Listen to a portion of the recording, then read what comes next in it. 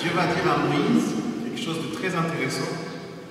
Il va dire, je suis le Dieu de ton père, le Dieu d'Abraham, le Dieu d'Isaac et le Dieu de... Ok. Dis à ton voisin, ne décède pas ce matin, reste avec nous. Ok. Je suis le Dieu de ton père, le Dieu d'Abraham, le Dieu d'Isaac et le Dieu de Jacob. Et c'est très surprenant cette histoire de Jacob, je trouve, parce que Jacob ne ressemble à rien aux autres patriarches. Jacob est un patriarche imparfait et paradoxal. En fait, Jacob est ce patriarche dont la vie illustre que Dieu choisit les faibles pour accomplir ses desseins. J'ai une bonne nouvelle pour tous ceux qui ne se sentent pas parfaits, pour tous ceux qui ne sont pas des héros dans la vie.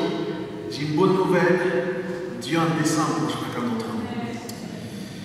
Et Dieu avait commencé à travailler le caractère de Jacob, parce qu'encore une fois, c'était un homme particulier, un homme assez difficile. Il était sournois, c'était un trompeur. Son nom veut dire ça d'ailleurs. Et il a fallu toute une vie à Jacob pour comprendre qu'on ne peut pas servir Dieu par la tromperie. On ne peut pas servir Dieu par la tromperie. À un moment dans sa vie, Dieu va le conduire dans cette région désertique appelée Haran. Ou Haran, selon où on met l'accent.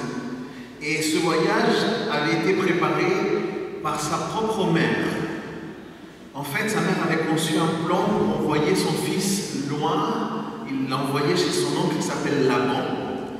Et Jacob, comme vous le savez, vous connaissez son histoire, il avait eu de sérieux problèmes avec son frère qui s'appelle Ésaü, très bien. Il lui avait volé le droit d'aînesse et ça avait créé une tension particulière. Et cette histoire a son importance, mais je voudrais qu'on se concentre ce matin sur un épisode précis que je trouve absolument extraordinaire, digne d'un film d'Hollywood et qui est vraiment dans la vie de Jacob. En fait, sa mère, donc, pour protéger son fils, elle va lui dire « il faut que tu partes d'ici ». Mais Jacob n'était pas un adolescent, d'accord? Jacob, c'était déjà un homme adulte. Et sa mère s'était dit simplement « je vais l'envoyer quelque temps chez mon frère, son oncle Laban ». Et l'idée était que Jacob parte à Haran pour rencontrer son oncle et éventuellement faire sa vie, se marier, etc. Ça, c'était le projet qu'il avait dans le cœur profond de sa mère. Mais Dieu, lui, avait un autre projet. Et son projet à lui était par-dessus toute chose, malgré toutes les circonstances de vie, c'était de façonner Jacob. C'était de le transformer. Et Jacob va vivre une transformation extraordinaire durant sa vie, mais on va se concentrer sur un épisode qui va marquer, je pense, un avant et un après dans sa vie. Je voudrais vraiment qu'on puisse s'imaginer un petit peu le contexte. Jacob voyage vers l'Orient, il traverse le Jourdain et puis il monte en direction le nord, en direction Damas. Il passe par le fleuve Euphrate, selon ce que Waze lui a dit. Il atteint du coup son objectif qui est l'actuelle Turquie. C'est là-bas où il arrive. Et la première chose que lui va voir, c'est un puits. Un puits qui est recouvert d'une lourde pierre. Ce qui était à l'époque quelque chose d'usage, c'était pour préserver l'eau, la qualité de l'eau, la pureté de l'eau, mais aussi parce qu'il y avait du vol d'eau. Et c'était pour que l'eau ne soit pas volée de ce fameux puits. Et la Bible raconte qu'il y avait là des bergers. Et du coup, il arrive là-bas et il rencontre ces fameux bergers. Et quand il rencontre ces fameux bergers, il leur dit « Est-ce que vous ne pénétrez pas ici dans le secteur un certain Laban ?» Et il était en train de dire ça lorsque finalement Laban avec sa fille vont arriver. Allez avec moi dans Genèse chapitre 29, verset 9. On va essayer de lire ces textes-là au fur et à mesure. Il y a quelques détails très intéressants. sont donnés. Et en fait, la Bible raconte dans ce verset-là, il dit qu'il leur parlait encore quand Rachel arriva avec le troupeau de son père. En effet, elle était bergère. Lorsque Jacob vit Rachel, la fille de Laban, le frère de sa mère, et le troupeau de Laban, frère de sa mère, s'approcha, roula la pierre de dessus l'ouverture des puits et fit boire le troupeau de Laban. Et en fait, on peut passer très très vite sur ce qui va se passer là, mais croyez-moi, ce qui va se passer là est quelque chose d'extrêmement, extrêmement clé. C'est vraiment là que le film commence à se dérouler. En fait, Jacob va vivre une sorte de coup de foudre. Ok? Jacob va rencontrer cette certaine Rachel qui était particulière. La Bible parle qu'elle était d'une beauté particulière. Rachel peut-être avait des cheveux noirs éclatants, peut-être une peau d'une couleur miel, je ne sais pas, des yeux noisettes en amande, un sourire capable de faire fondre les cœurs comme le soleil du midi du désert. Il y avait en elle une beauté éclatante, il y avait une grâce naturelle. C'était ce portrait parfait entre féminité et classe, vous voyez. Et c'était elle. Et Jacob l'aperçut, il va la voir, ok. Et il va comprendre qu'il s'agissait pour lui d'une femme unique. Et elle était intense. Et il a su justement dans son cœur qu'en rencontrant cette fameuse Rachel, plus jamais sa vie allait être la même. Il était éperdument amoureux. Il y avait un point de non-retour, les amis. Comme tout homme qui est frappé par l'amour au premier regard, il a voulu du coup tout de suite l'impressionner. Et c'est ça qui est intéressant dans le texte, puisque la Bible dit que quand elle est arrivée, il dit qu'il y avait une pierre littéralement qui était sur le puits. Et normalement, pour bouger cette pierre, il faut 3 personnes. Et là, on a un Jacob qui enlève sa veste. Il contracte. Il y a les 3 gars qui arrivent et disent, restez là-bas. C'est pour moi. Il prend la pierre lui-même. C'est le détail, c'est vraiment ce qu'elle a dit. Il prend la pierre lui-même. Et je ne sais pas comment il a bougé ça. Mais il va la poser à côté, il va lui dire, je t'en prie, bois, c'est pour moi. Et la Bible continue, regardez verset 11. Jacob en plus, il va vivre quelque chose d'incroyable. Il dit, verset 11, Jacob embrassa Rachel. Oh. Et il se mit à pleurer tout.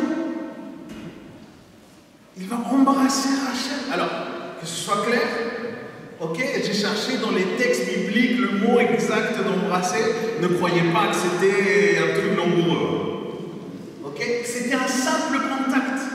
Un simple contact, une petite bise. Vous voyez ce que je veux dire? Il a effleuré le visage de cette femme.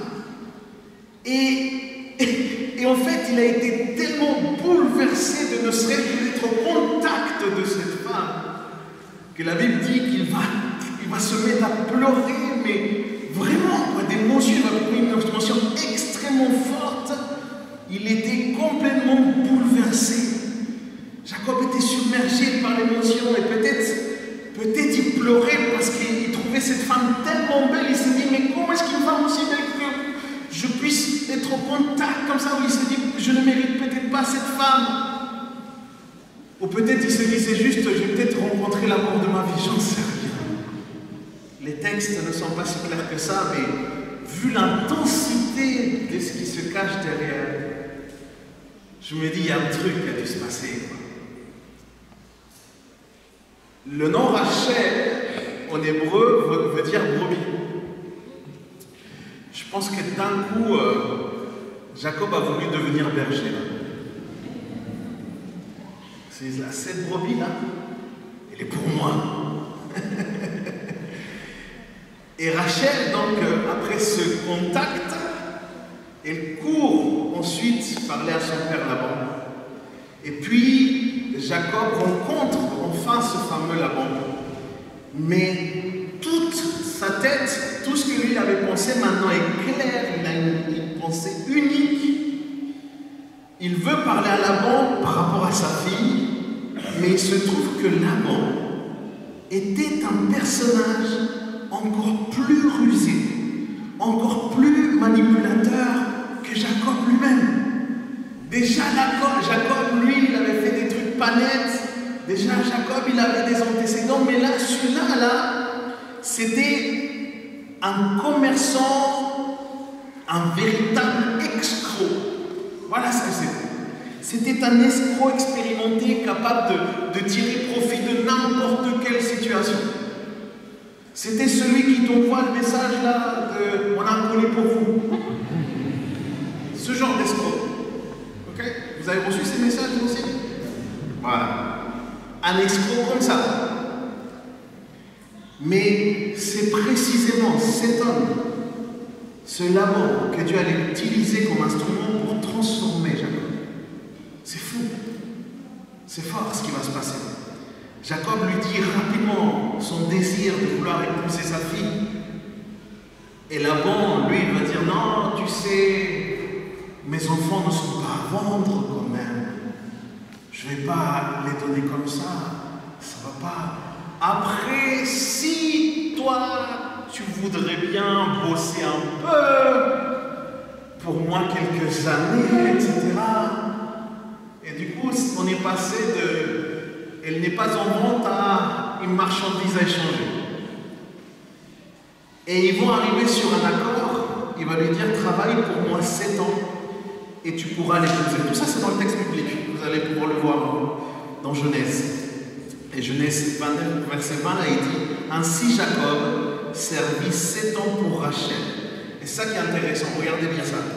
Ils lui parurent comme quelques jours parce qu'il l'aimait. Ça, c'est fort. Là, la passion, là, elle est forte. Moi, je me rappelle, quand j'étais au Chili, que j'avais rencontré Nathalie, j'étais en train de prêcher dans un endroit et j'avais la possibilité, j'ai raconté ça une fois, j'ai la possibilité de voir Nathalie 10 minutes un soir, après la prédication. Son père nous avait autorisé à nous voir un peu devant chez elle. Calmez-vous. Et je me rappelle avoir fait 250 km pour 10 minutes. Mais c'était 10 très bonnes minutes. Et c'est ça qui se passe. Et c'est ce qu'il va vivre, ce fameux Jacob. Il va vivre un moment, il ne va pas voir le temps passer. Et Jacob accepte, il fait ça. Mais l'histoire va prendre un tournant un peu inattendu. En fait, Rachel avait une sœur aînée. Une sœur aînée qui s'appelle Léa. Léa, tu n'as rien à voir dans cette histoire, ma chère Léa. Ok? On a une Léa locale qu'on aime beaucoup, tu n'as rien à voir avec cette histoire. Que ce soit clair. Ok? Le truc, c'est que la Bible dit de cette Léa, en description sur sa personne, qu'elle avait les yeux délicats. Ok? Et parallèlement à ça, il dit que Rachel avait une belle figure et une belle apparence. Vous voyez un petit peu la différence? Donc on a une Léa d'une certaine manière, qu'on voit d'une certaine manière, et Rachel qu'on voit d'une autre. C'est un contraste que la Bible veut donner, et c'est très important parce que ce contexte parle sur cette fameuse beauté de Rachel, et peut-être que Léa n'avait pas autant de beauté, ou c'était peut-être pas ça sa faculté. Et après, donc 7 ans à travailler, vient le grand jour. Et donc là, il se passe cette fameuse fête. Pendant très longtemps, Laban prépare cette fameuse fête. Et la Bible parle même d'un festin qui est fait. La particularité du mot festin, c'est qu'il fait référence à un moment dans lequel on boit beaucoup. Quand le texte biblique parle de festin, c'est un moment où il y a beaucoup à boire, en fait, dans l'Ancien Testament. Et du coup, c'est ce qui va se passer. Ils vont beaucoup boire, ça va être une fête très arrangée, et ça se passe pendant un certain temps, mais déjà le premier jour, donc au moment de la fête, ils célèbrent tout ça, sauf que la mariée avait un voile. Ok? Elle avait un voile et pendant tout le temps il y a le voile. Ok? Et du coup, lui, il ne la voit pas. Le soir arrive. Ok? Le temps tant attendu par Jacob, sans doute, arrive aussi. Et lui, à moitié ivre, dort avec cette femme. Ils ont l'intimité et puis le lendemain, ils se réveillent.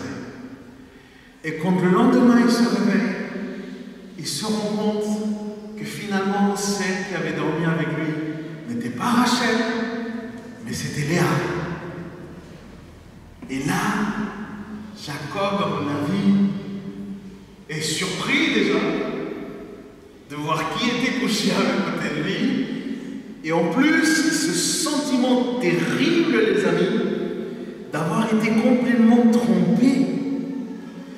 Parce que c'est bien, il y a le texte qui dit spécifiquement que c'est bien Laban qui ramène sa fille là où il y avait la tente où ils allaient dormir. Donc c'est bien lui qui a donné à ce moment-là Léa et non Rachel. Et au matin, ce réveil difficile, très très difficile, une grande déception.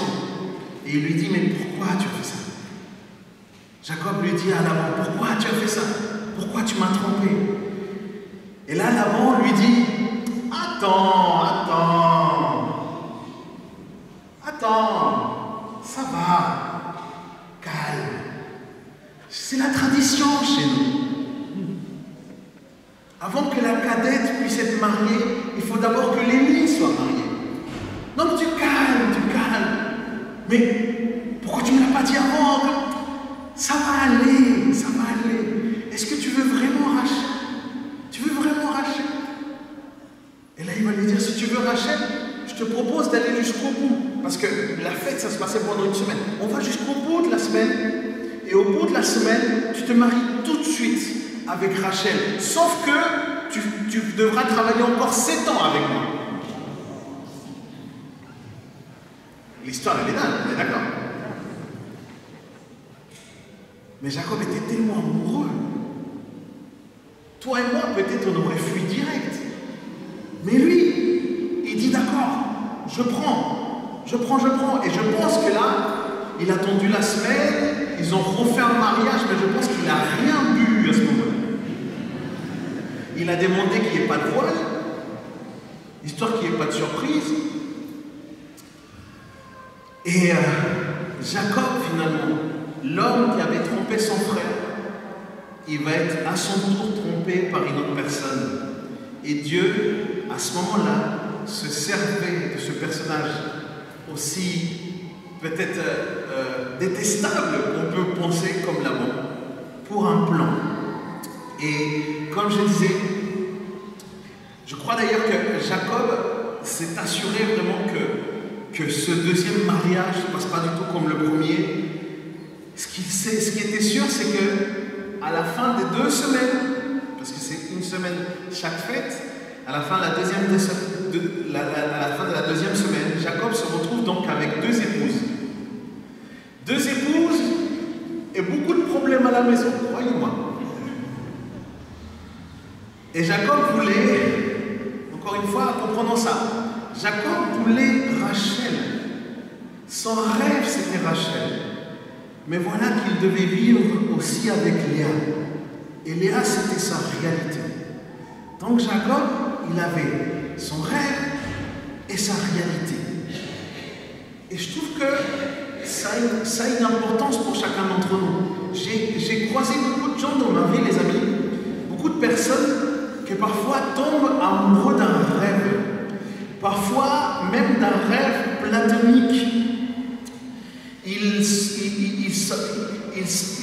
prennent d'une vision, ils ont un projet à cœur, ou ils ont à cœur une relation particulière, et ils vivent constamment en pensant à ce rêve. Ils construisent tout autour de ce rêve. J'ai croisé des gens qui me disaient, oh, un jour, pasteur, tu verras, je vais prêcher devant un stade rempli de monde, et je ferme les yeux, et je vois la foule, pasteur, je vois la foule. Il y en a d'autres qui me disaient, un jour, je serai dans une grande strade. Un jour, j'enregistrerai mon album, pasteur, tu vas voir. Dieu m'a montré qu'un jour, j'allais être à la tête d'une grande église. Et ensuite de ça, je deviendrai prophète, je prêcherai dans les nations. Il y a des gens comme ça, ok? Ou encore, Dieu m'a dit que, et il y a des personnes qui disent, Dieu m'a dit qu'un jour j'allais devenir un grand entrepreneur. J'allais devenir millionnaire, pasteur. Je dis, alléluia pour toi.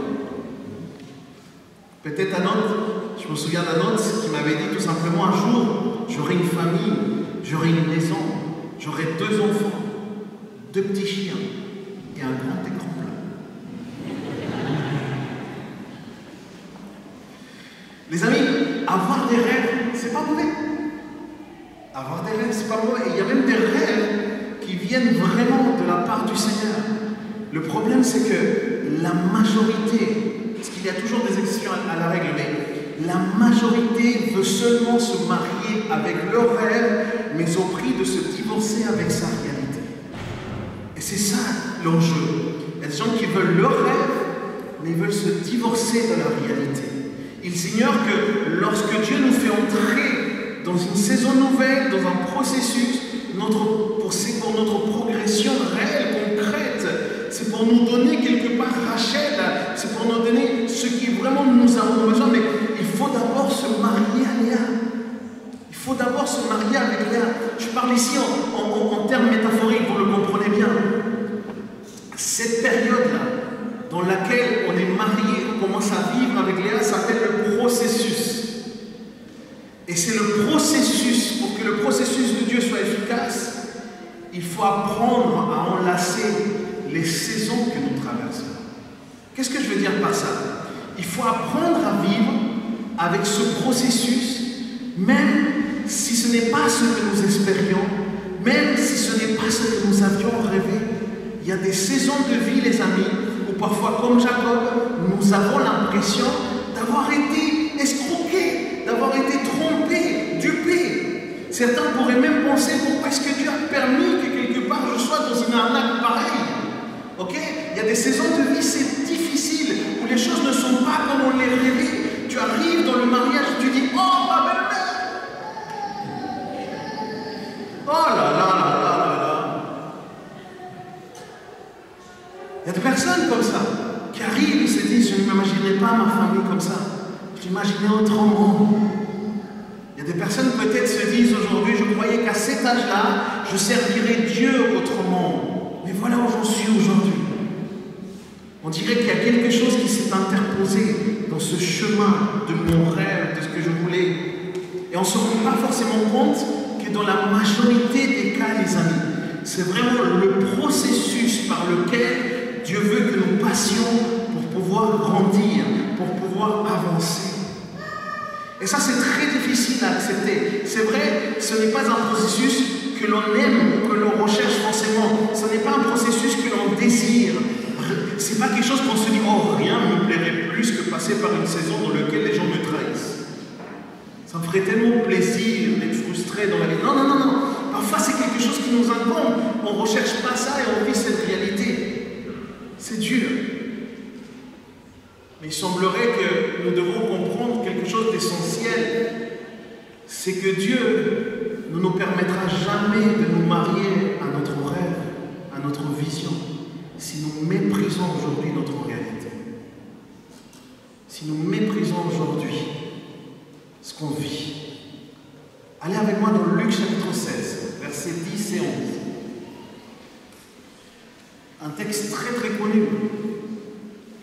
Fameux passage. C'est lui qui est fidèle dans les petites choses. C'est lui qui est fidèle dans les petites choses. Il est aussi dans les grandes.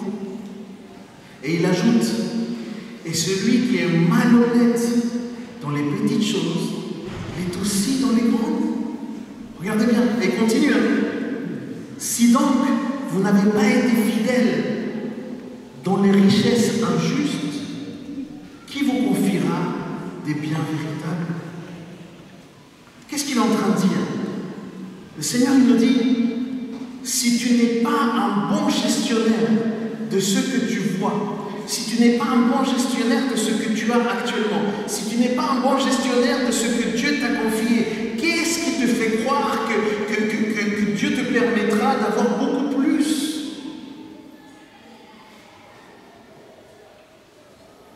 Il y a des gens comme ça qui se disent non, c'est après que je vais faire ça, c'est après. Il y a des gens qui disent quand j'aurai beaucoup d'argent, c'est là où je vais commencer à donner, c'est là où je vais commencer à donner ma dîme, mon offrande, c'est là où je vais commencer à investir dans des missionnaires, etc. Mais si tu es généreux maintenant avec peu, c'est comme ça que tu pourras aussi l'être plus tard aussi. Qu'est-ce qui te fait croire que quand tu auras 1 million d'euros, tu seras plus généreux? Tu auras encore plus de mal à donner. Le Seigneur dit encore, si vous n'êtes pas fidèle dans ce qui est à autrui, comment est-ce que le Seigneur va nous donner des choses qui seraient à nous?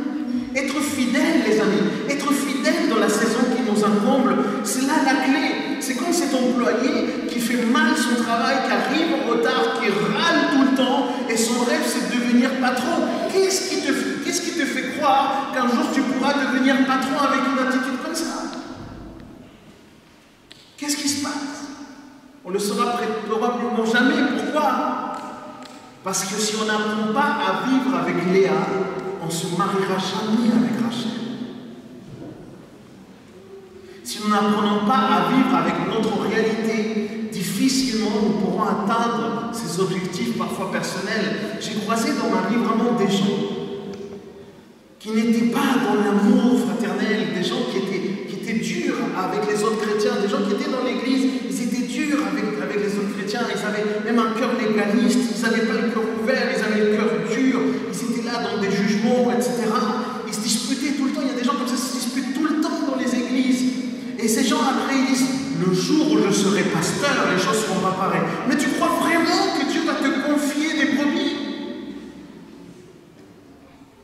Si toi en tant que brebis, tu n'arrives pas à aimer tes semblables, c'est une question. Il y a une question de caractère. Et je nous pose ces questions-là parce que moi, il me faut réagir. Quelle est notre réaction, les amis, quand on travaille dur pour Rachel? Quand on travaille dur pour atteindre ses objectifs, ce rêve, ou peut-être cette prophétie qu'un jour nous a donné le ministère, le travail, la maison, la reconnaissance, mais qu'en réalité, on se retrouve dans une saison de notre vie tellement différente où nous nous retrouvons finalement à vivre avec Léa. Eh bien, c'est en vivant avec Léa qu'on va vraiment voir qui tu es. C'est là qu'il va se révéler ton essence. Parce que quand on tient Rachel dans nos bras, quand on tient notre promesse dans les bras, on peut surfer sur la vague comme des bons surfeurs. Mais quand c'est Léa qui est devant nous, quand il faut travailler dans ce qu'on n'aime pas forcément, quand il faut obéir à ce qu'on n'a pas envie d'obéir, quand on se retrouve même parfois sur le bon de touche alors qu'on veut être titulaire, c'est là qu'on découvre qui nous sommes vraiment. Quelle est notre réaction, les amis, quand on veut les premières places et que finalement on nous met tout derrière? Moi j'ai eu ça. J'ai eu comme ça des endroits dans lesquels moi je pensais que j'allais bien attendu et je n'ai pas été bien accueilli. Mais qui sommes-nous à ce moment-là? Quand il faut parfois se tenir debout et même pas voir de quoi s'asseoir. C'est quoi notre réaction quand on pensait qu'on allait être honoré mais qu'au contraire on est ignoré, qu'on est par moments même méprisé? Je vais vous dire quelque chose, ces processus-là ne sont pas un hasard. Ces moments-là dans la vie ne sont pas un hasard. Dieu les permet pour révéler vraiment ce qu'il y a dans notre cœur. Beaucoup de personnes ne savent que donner lorsqu'ils reçoivent quelque chose d'abord. Ok? Et ça, ce n'est pas être généreux, ça c'est un échange, c'est pas pareil. D'autres ne servent que lorsqu'ils sont servis, eux, à leur tour. Et ça, c'est une forme d'égoïsme aussi. D'autres ne sourient que à ceux qui sont les grands patrons, ceux qui sont les autorités, mais ils maltraitent les autres qui sont semblables, les petits. Ils sont capables de sourire au chef du restaurant, mais ils méprisent le serveur. Il y a des gens qui sont comme ça. Et ça, ce n'est pas être bon, c'est être quelqu'un d'intéressé. Je traite bien celui qui m'avantage, mais je méprise celui qui ne m'apporte rien. Amen. Et ça se trouve dans le cœur de l'homme. Je regardais, l'autre jour, je faisais une lecture et je me suis retrouvé face à ça. Le vrai test, c'est ça. Qui es-tu? Et je nous pose la question aujourd'hui, de la part du Seigneur. Qui es-tu quand tu donnes et que tu ne reçois rien en retour? C'est là le vrai cœur du serviteur même. Nous sommes parfois, vous et moi, à cause de notre nature pécheresse, avides de reconnaissance. On a besoin qu'on nous dise merci, je t'aime, nous applaudisse. Mais servir sans reconnaissance, sachant juste que Dieu nous voit, voilà le vrai cœur du serviteur. Dans le monde, il y a un dicton populaire que je trouve horrible, mais pourtant pas moins vrai. Dans le monde, on dit on ne connaît son conjoint qu'au moment du divorce. On dit aussi on ne connaît ses frères et sœurs qu'au moment de l'héritage. On dit aussi on connaît ses enfants qu'au moment de notre vieillesse. On connaît ses amis que dans les moments de difficulté. On ne connaît ses associés que dans des moments de crise.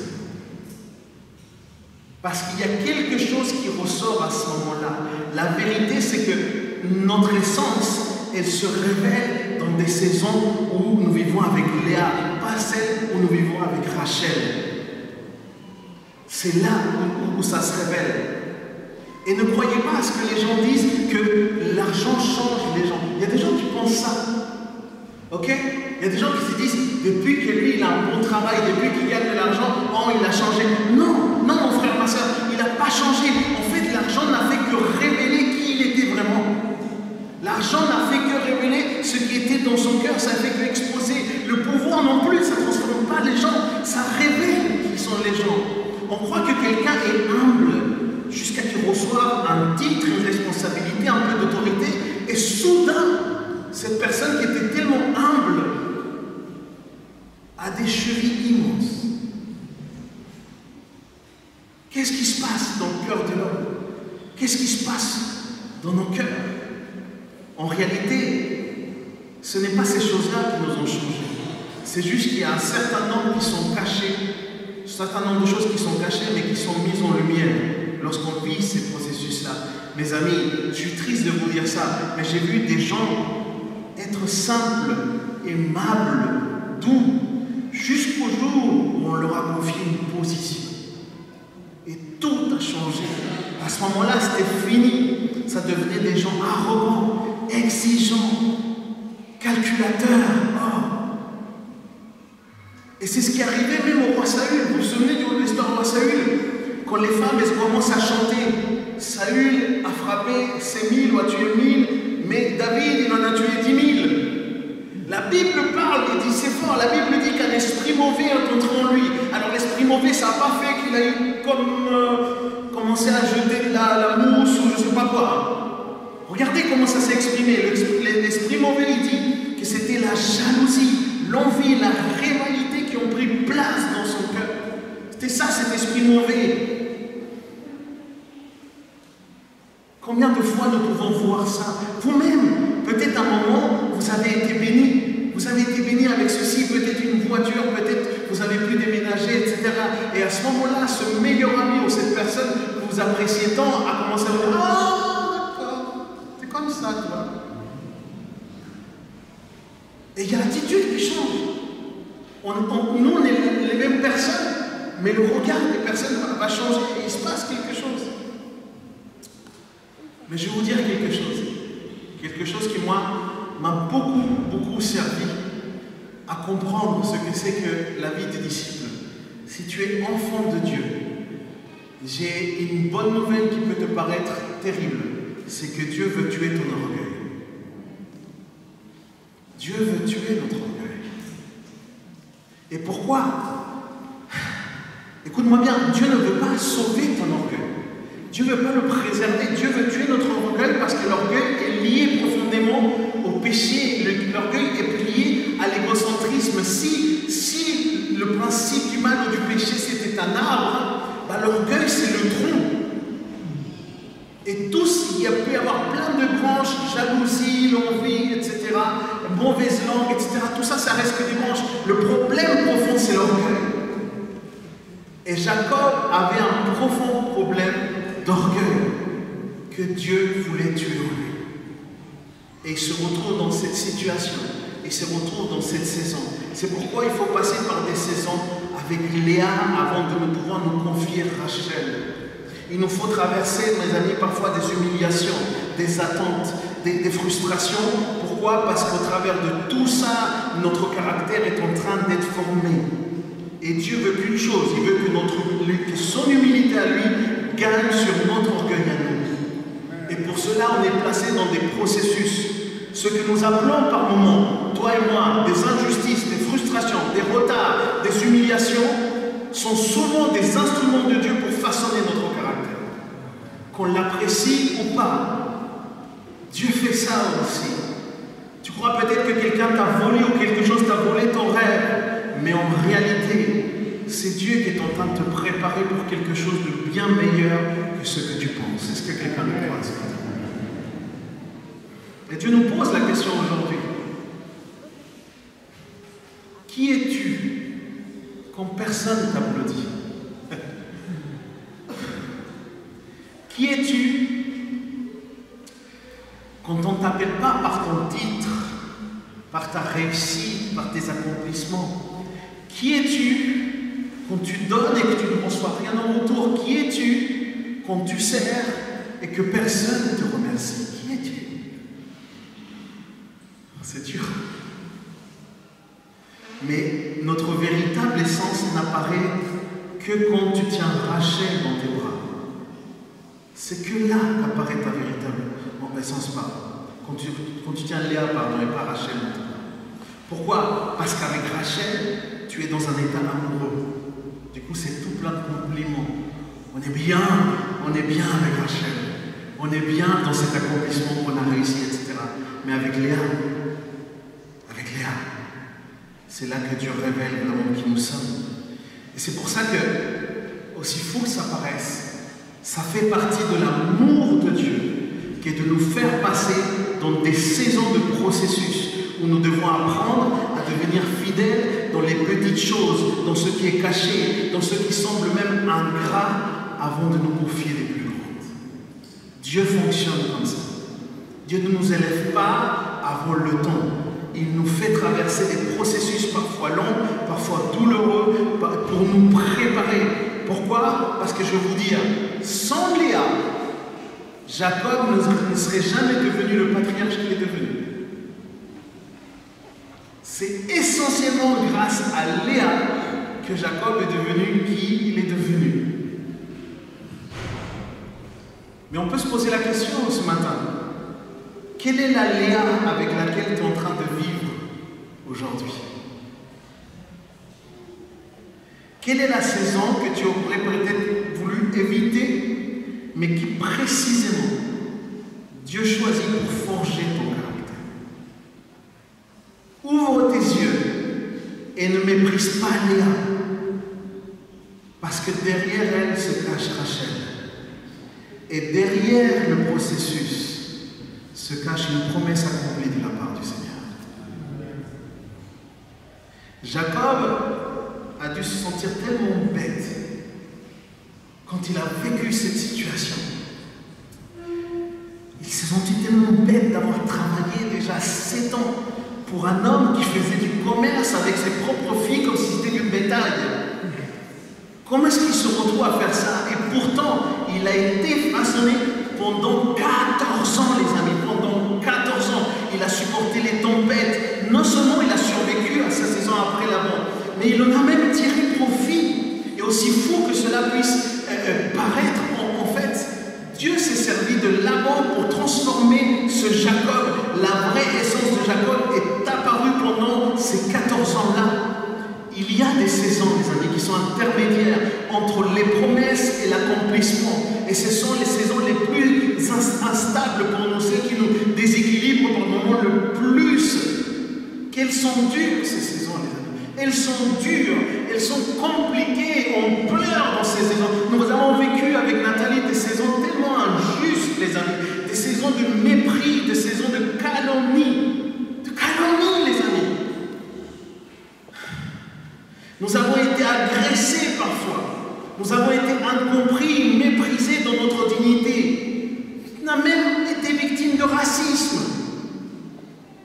Comment expliquer ces saisons-là? Et je vous avoue encore que j'ai pas mal de questions sans réponse que peut-être le Seigneur me donnera quand je serai là-haut. Mais j'ai une conviction qui est restée dans mon cœur. Et voici ma conviction. C'est que si nous n'apprenons pas à bénir notre réalité, Dieu ne nous permettra pas de pouvoir nous marier à ce bon projet qu'il a pour nous. Si on n'apprend pas à bénir Dieu là dans notre réalité, je crois, les amis, à la planification. Je crois que c'est une bonne chose. Mais parfois, nos plans doivent échouer pour que ceux de Dieu puissent triompher en nous. Ces chemins sont plus hauts que les nôtres. Tes voies ne sont pas mes voies, et tes pensées ne sont pas mes pensées. Et j'ai cette intime conviction aussi que malgré tous ces processus difficiles que nous avons vécus avec mon épouse, avec mon fils à l'époque, eh bien, si nous n'avions pas vécu tout cela, si notre cœur n'avait pas été constamment transformé au fur et à mesure de ces processus, c'est certain, les amis, nous n'aurions pas aujourd'hui l'honneur de pouvoir vous servir ici aujourd'hui. C'est tout ce chemin qui sert à qu'on soit là aujourd'hui. Je pense parler à quelqu'un aujourd'hui en disant que rien ne secoue davantage notre vie qu'un vrai processus.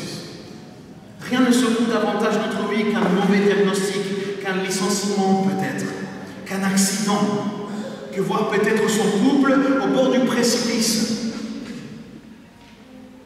Ces choses-là sont des choses très difficiles, mais curieusement, il n'y a rien qui nous pousse plus à chercher Dieu que ces circonstances-là. Il n'y a rien qui nous pousse plus à nous approcher de Dieu que vivre ces choses-là. Voilà ce que ça signifie vivre le processus. C'est dans ces saisons de frustration que se joue la différence entre une vie tragique ou une victoire. Pourquoi? Parce que toi et moi, nous ne pouvons pas contrôler ce qui nous arrive. Mais par contre, nous pouvons choisir notre attitude face à l'adversité. Nous pouvons choisir comment est-ce qu'on marche dans notre vie. Dans l'histoire biblique, et je finis avec ça, Léa n'était pas aimée. C'est terrible. Dans l'histoire biblique, Léa n'était pas aimée. Mais Dieu donna des enfants à Léa. Les premiers enfants qui vont devenir par la suite les 12 tribus sont venus de Léa. Alors que Rachel, elle était aimée, mais elle était une période stérile. Et regardez ce qui va se passer. Léa avait les enfants, mais les enfants de Jacob, mais pas son amour. Alors que Rachel avait l'amour de Jacob, mais pas ses enfants. C'est pour ça que c'était une maison pleine de rivalité, de tension, c'était très très compliqué. Mais une fois que Jacob va accepter sa réalité, une fois que Jacob va apprendre à aimer Léa, à l'accueillir, la Bible dit que d'un coup Rachel va devenir féconde. Et il va y avoir 6 enfants qui vont appartenir à Léa et 6 enfants qui vont appartenir à Rachel. Et ça va faire les 12 tribus. Qu'est-ce que je veux dire par ça? Rachel peut représenter pour nous aujourd'hui peut-être nos rêves. Et Léa représente le prix à payer pour les atteindre quelque part. Ok? Personne ne peut éviter Léa pour obtenir Rachel. Personne. Ok? C'est pour ça qu'il faut apprendre ça, à bénir notre réalité, à bénir le Seigneur malgré ce qui se passe, même quand ça ne nous plaît pas. Si tu peux reprendre. Il y a donc ces 12 tribus. Et j'aime voir ça en fait. J'aime constater que la moitié de nos victoires, la moitié des belles choses qu'on va vivre, la moitié de ce qu'on va obtenir, de nos réussites, ils vont venir peut-être de saisons ou de choses que nous n'aimons pas, les amis. Et vont venir des choses que parfois même notre chair résiste. Mais si nous lisons dans la généalogie de Jésus, nous voyons que ce n'est pas Joseph ni Benjamin qui sont dans la lignée de Jésus, qui sont les enfants de Rachel. Ok? Mais c'est Judas, c'est de là, c'est du fils de Léa, c'est de la non choisie par Jacob que va venir la lignée du Messie. Je me fais comprendre? Ce n'est pas forcément dans le rêve, c'est dans le processus qu'il va y avoir le plus beau fruit. C'est pour ça, mes amis, que toi et moi, nous devons apprendre à ne jamais sous-estimer les processus, ni les saisons de frustration. Ok? Parce qu'elles portent en elles la promesse. Je ne sais pas si les femmes enceintes qui ont été enceintes vont se reconnaître là-dessus. Quand une femme est enceinte, c'est rarement aussi glamour qu'on le pense. Ok? Quand une femme est enceinte, elle peut être très fatiguée. Je ne veux pas dire qu'elle peut être très fatigante. Je veux dire, elle peut être très fatiguée. Elle a les pieds qui gonflent. Vous avez eu ça aussi? Vous avez envie de vomir. Ok? Pour dormir, vous devez vous mettre de côté avec un coussin bizarre. Vous passez 9 mois à avoir par moments trop chaud ou trop froid, à manger des trucs que vous ne savez pas que vous ne pouvez pas manger. Et vous vivez comme ça, toute une saison, 9 mois, tellement différents chaque jour. Et nous, les hommes, on marche sur des œufs. Et puis vient le moment fatidique, l'accouchement. Vous souffrez comme jamais un homme doit souffrir un jour. Et vous avez tellement mal, tellement péridurale ou pas. Généralement, c'est une souffrance atroce. Le bébé arrive, ok? Mais tu es là, tu es tellement à souffrir. Tu tiens ton mari par la main. Tu lui dis, c'est ta faute, ça, c'est ta faute. Plus jamais.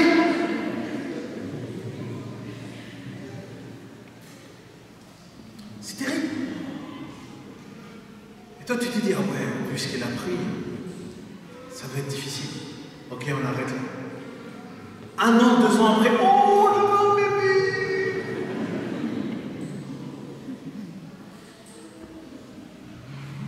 C'est fou ça.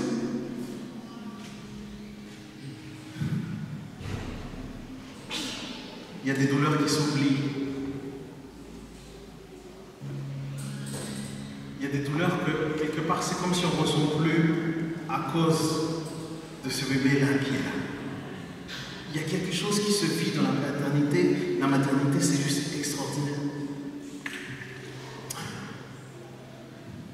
C'est pour ça, mes amis, pour finir, j'aimerais vous proposer peut-être un défi aujourd'hui. C'est, si tu veux vraiment cette promesse, peut-être une promesse que le Seigneur t'a faite, mais que tu es dans cette saison difficile, cette saison profondément inconfortable.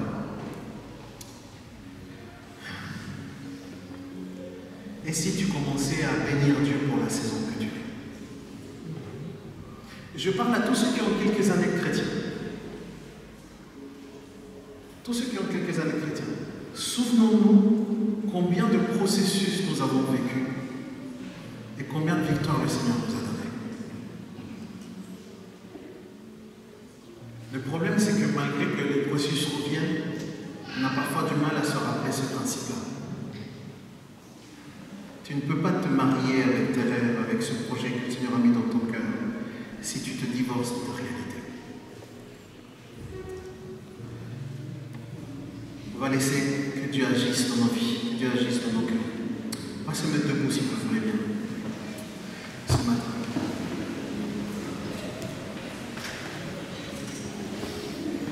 N'oublie pas que dans ces processus, c'est là où Dieu nous montre qui nous sommes vraiment. Et je vais te dire, ce que l'on voit généralement dans ces processus n'est pas bon.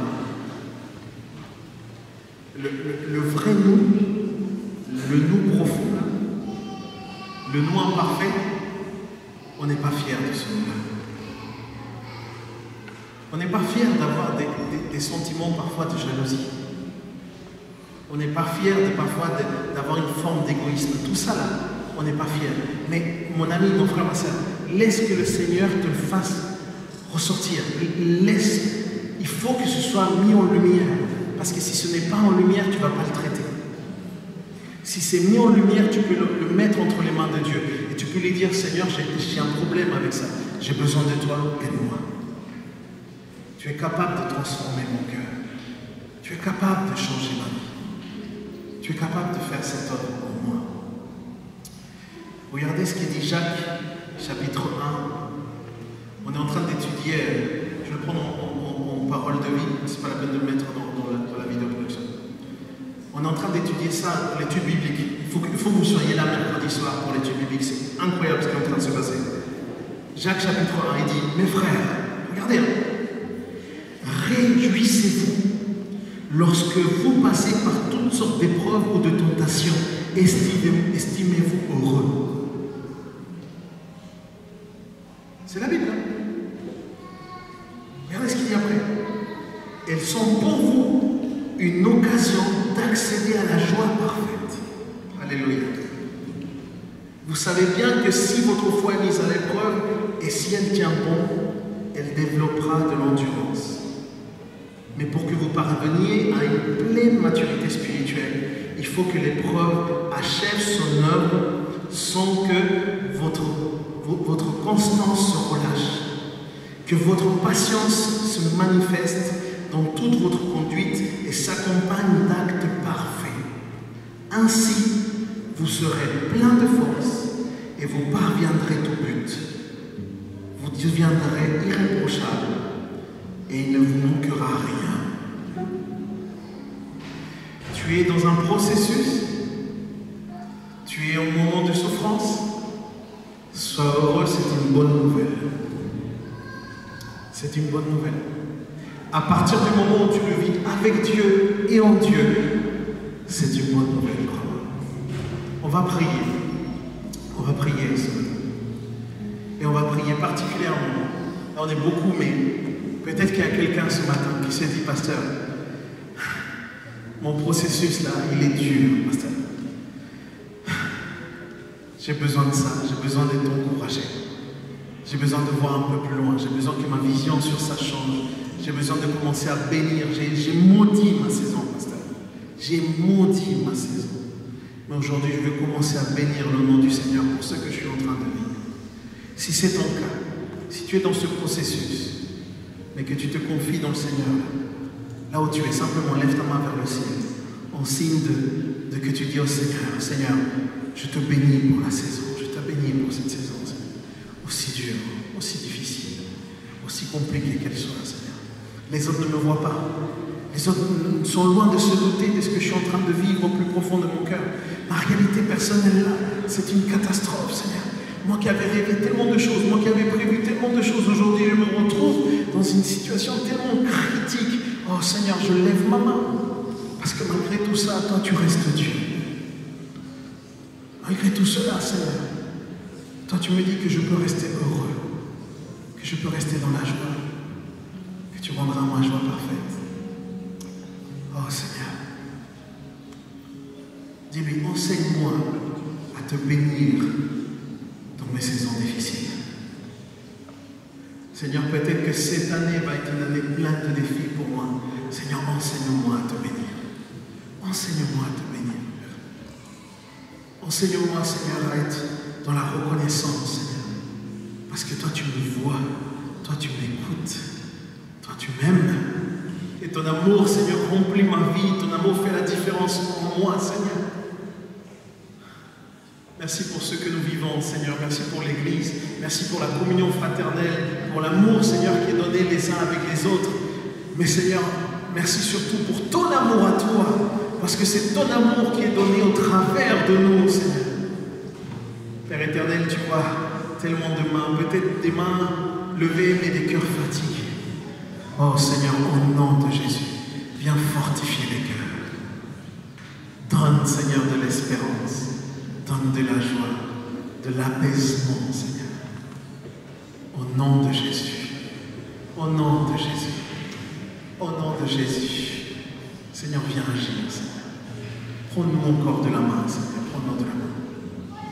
Au nom de Jésus. Merci, Père, pour ton amour. Merci, Seigneur.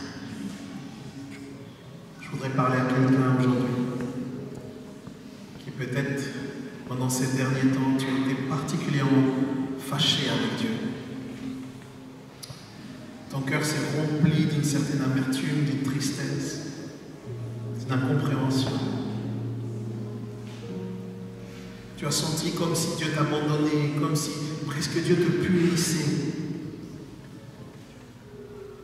Mais aujourd'hui, le Seigneur est là et il t'appelle à revenir à lui. Il t'appelle à revenir à lui. Le Seigneur ne s'est pas éloigné et il ne t'a pas éloigné. Ouvre ton cœur ce matin. Ouvre ton cœur. Toi, mon frère, ma soeur, qui a besoin de te réconcilier avec Dieu, ouvre ton cœur ce matin. Repars avec la paix.